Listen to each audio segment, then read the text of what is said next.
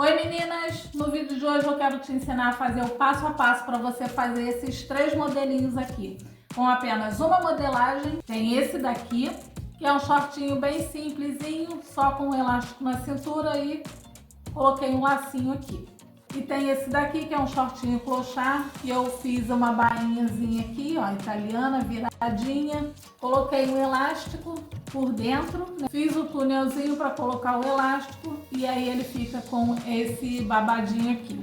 E esse aqui que tem bolsinho, tem o cós separado de elástico também, então muito fácil de fazer utilizando apenas essa modelagem aqui que eu vou ensinar você aqui, ó, rapidinho a fazer.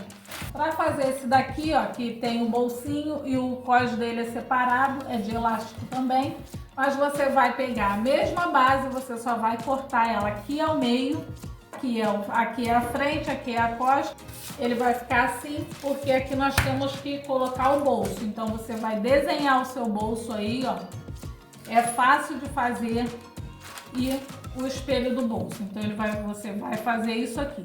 Aqui é para você recortar, eu não recortei para poder mostrar para você, né, aqui ó, dividindo mão, mas isso aqui é simples, você recorta e tá pronta também a modelagem aqui do seu shortinho com bolso.